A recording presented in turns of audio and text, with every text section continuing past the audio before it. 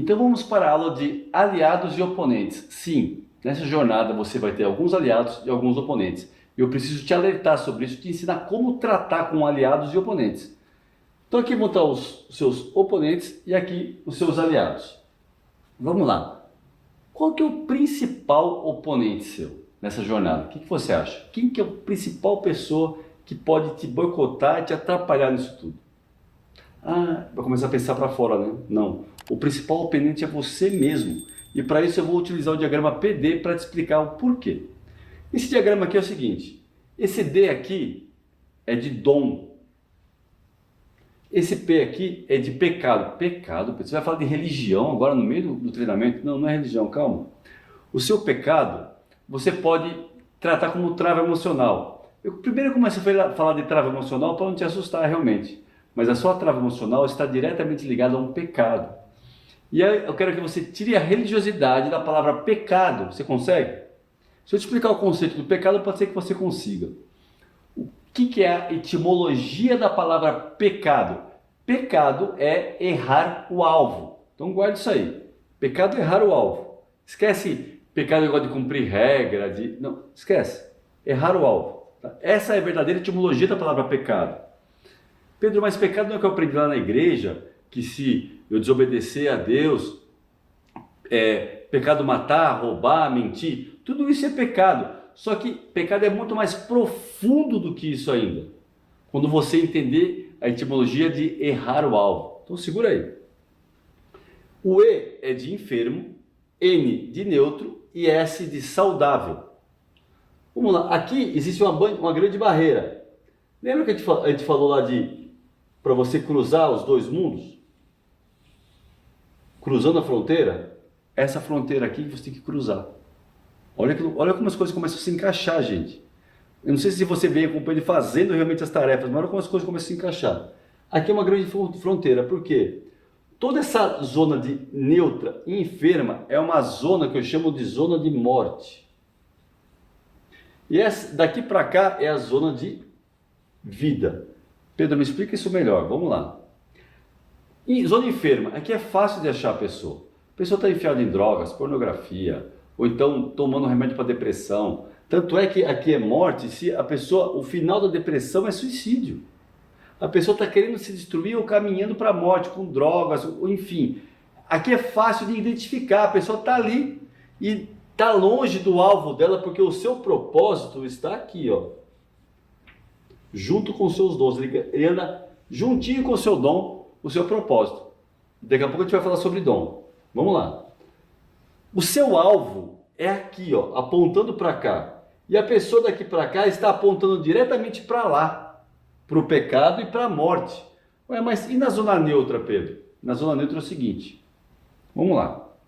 Você que fica se anestesiando no Netflix. Não sou contra a Netflix, pelo amor de Deus. Mas o problema é se anestesiar a sua vida atrás de uma tela, vivendo a vida dos outros. Você, não, ó, eu no final de semana, se tiver uma carninha para queimar, uma cervejinha, tá tudo certo. Ou seja, na grande zona de conforto que você está cansado de ouvir falar. Aí você também está em pecado. Mas por quê? Por quê? Vamos lá. Pecado não é errar o alvo? O seu alvo está aqui. Você não está caminhando para o alvo. Ou seja, sequer você tem um alvo. Se você não tem um alvo, como você vai acertar o seu alvo? Ou seja, está em pecado. Você percebe que é muito mais do que, eu faço tudo certo, eu vou na igreja, eu pago meus impostos, eu não traio minha esposa, eu não tenho pecado. Não está cumprindo o propósito, não está caminhando para o seu propósito, para a sua missão, está em pecado. E aí, essa é a zona mais perigosa que tem. É a zona neutra.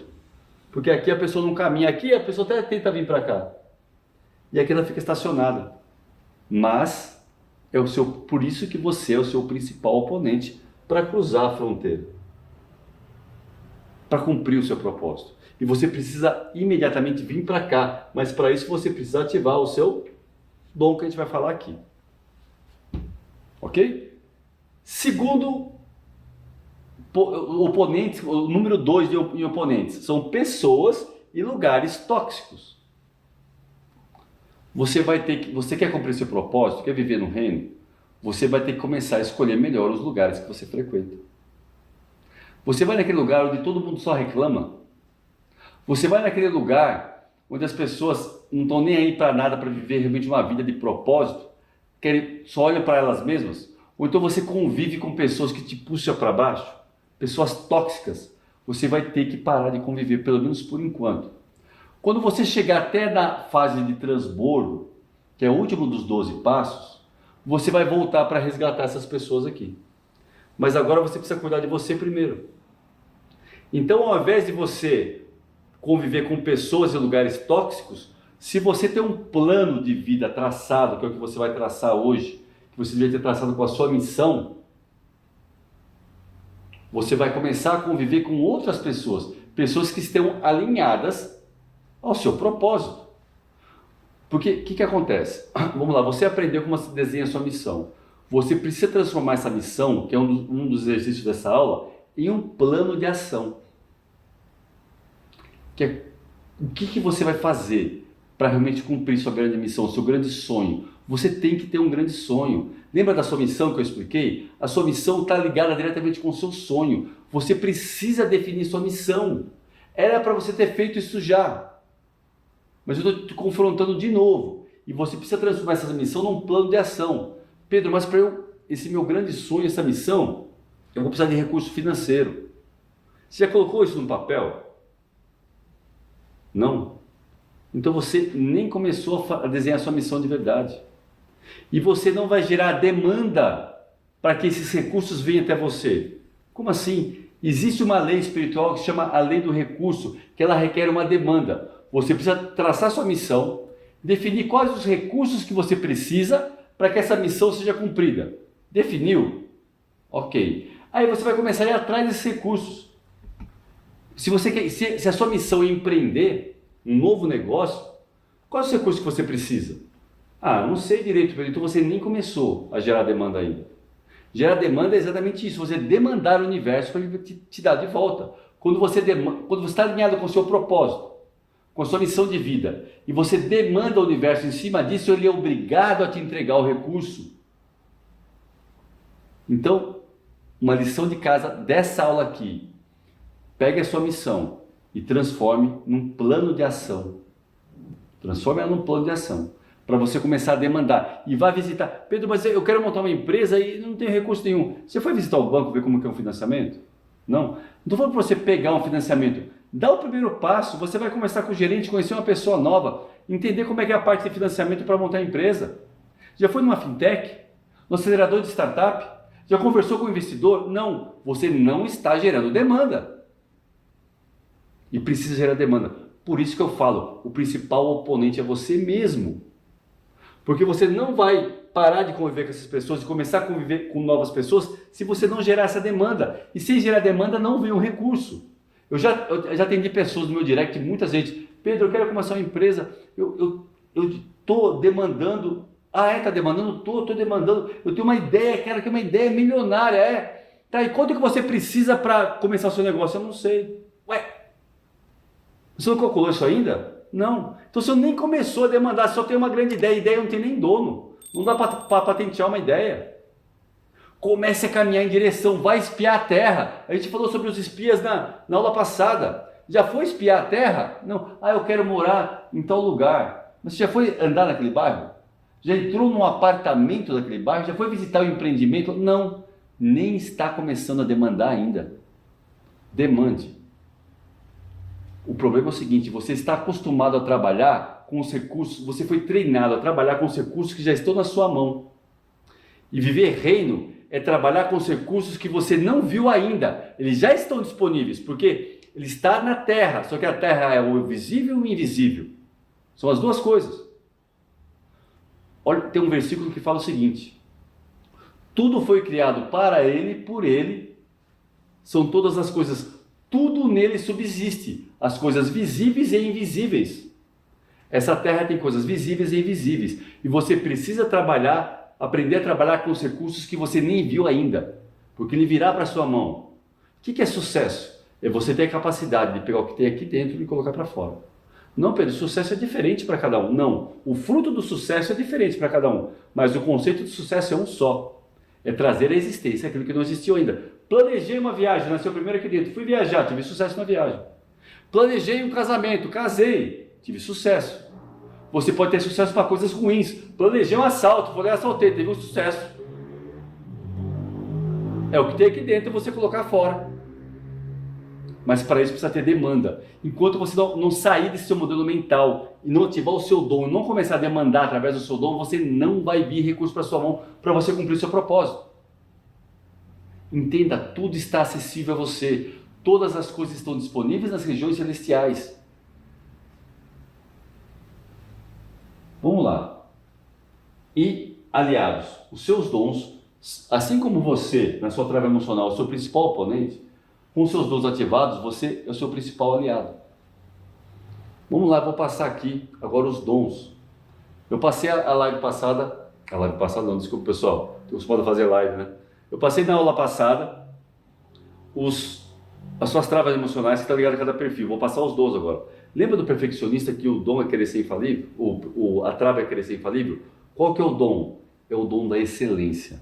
Você tem a capacidade de fazer as coisas mais excelentes, com mais qualidade que a grande maioria das pessoas. Para você é natural. E você tem o grande dom de uma resiliência muito forte. Você tem um foco muito grande na obrigação.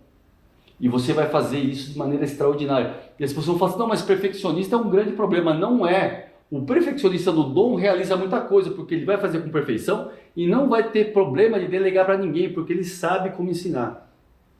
Esse é o seu grande dom. Segundo, do prestativo, que a trava emocional é realmente se preocupar nos outros e abdicar da própria vida.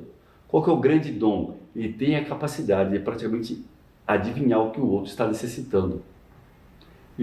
Para ele é natural isso. E olha só, para você ter sucesso em qualquer empresa, não é você satisfazer a necessidade do seu cliente, ele tem isso dentro dele, ele foca muito grande em pessoas, então ele tem esse grande dom dentro dele. E o realizador, que aí ele foca muito no sucesso, exatamente, ele é apaixonado pelo processo e por metas e resultados. Para ele é natural fazer, ele é um fazedor. Esse é o grande dom dele. E o exclusivo. Lembra que o foco dele no que falta e a trava emocional dele é essa? Só que se ele realmente usar o dom dele, ele vai ser uma pessoa muito criativa. Porque olha o que tá faltando de criar algo novo. A criatividade é o grande dom do exclusivo. Vamos para o próximo. O observador. Qual que é o grande dom dele? Planejar. Ele vai ter muitas informações e vai ser um planejador maravilhoso. Ele vai conseguir planejar. Sabe esse plano de ação que você que não é observador está com dificuldade para fazer? Ele faz tranquilamente, ele planeja muito bem. Só que precisa começar a aprender a executar. E o entusiasta? Qual que é o grande dom do entusiasta? Conexão.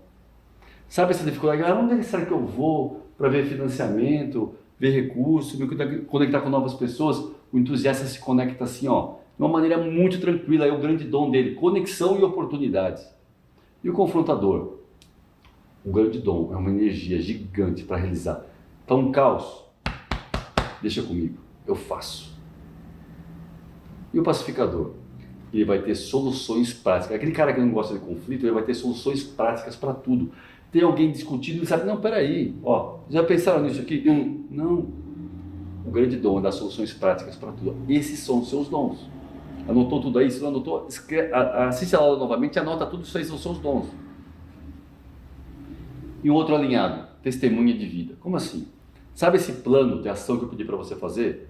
Você vai apresentar para uma testemunha de vida que vai ser um aliado seu. Pode ser seu marido, pode ser sua esposa, um grande amigo que você tem, mas você precisa ter uma testemunha que vai se comprometer a puxar você de acordo com os prazos. Plano de ação. O que é um plano de ação? Vamos lá. Precisa ter o que você vai fazer e quando.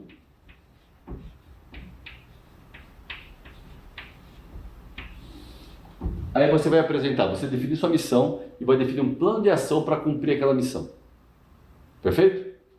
E aí você vai encontrar uma testemunha, vai apresentar o plano de ação. Olha, tá aqui, ó. E toda semana, ou a cada 15 dias, eu vou encontrar com você para te mostrar o que eu já fiz e que eu estou cumprindo o prazo.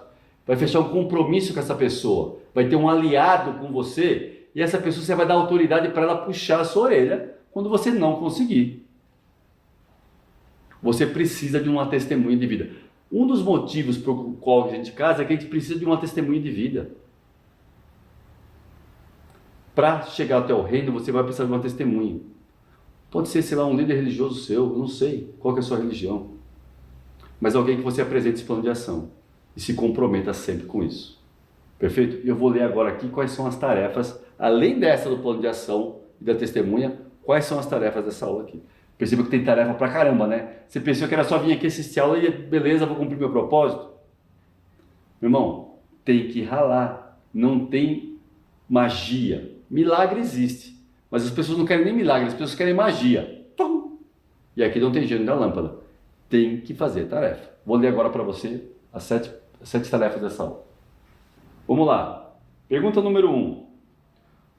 Quais são as pessoas e ambientes que podem ser seus aliados? Assim como tem ambientes que são tóxicos, tem ambientes aliados. Defina aí. Quem complementa o seu perfil de comportamento? Você achou qual que é a sua trava, o seu dom, ou seja, qual que é o seu perfil? Quem que complementa o seu perfil de comportamento para te ajudar nessa caminhada? Terceiro, quais das 9 travas estão te atrapalhando? Quarto, quais são os hábitos bons que você tem? Aumente isso, dê muita ênfase nisso. Quinto, qual foi a última vez que você fez algo novo? Como assim? Algo novo, de mudança realmente. Qual que foi a última vez que você fez algo novo? Pedro, faz muito tempo. Então faça agora. Qual foi o sentimento que você teve quando começou algo novo e foi até o fim? Escreve aí. E sétimo, o que em sua vida pareceu muito negativo e depois se transformou em algo muito bom? Ou seja, você começou algo que veio para você, parecia algo que era negativo, mas depois se transformou com algo bom. Eu vou te dar um exemplo aqui para você entender que todas as coisas cooperam para o bem daqueles que amam a Deus. Veio uma coisa ruim, aí veio outra coisa ruim, veio outra coisa ruim. Mas na hora que você junta tudo isso, você é capaz de transformar em algo bom. A Bíblia fala assim, ó, todas as coisas contribuem juntamente para aqueles que amam a Deus. Juntamente. Todas as coisas, inclusive as coisas que são ruins. Por quê? Se eu te oferecer, ó, quer um pouco de óleo para comer? Você fala, quer óleo? Quer comer um pouco de farinha? Comer farinha, tá. Quer comer um ovo cru? Não. Mas a hora que a gente junta o óleo, o ovo, a farinha, a gente faz um bolo. E aí é uma coisa boa. De repente, tudo isso separado é ruim na sua vida. Mas a hora que você junta tudo isso, se você estiver caminhando para o seu propósito de verdade, todas as coisas vão contribuir para o seu bem. Então, pensa aí. O que é que era algo ruim que parecia e de repente se transformou em algo bom na sua vida? Faz parte da tarefa e estou te esperando agora na próxima aula.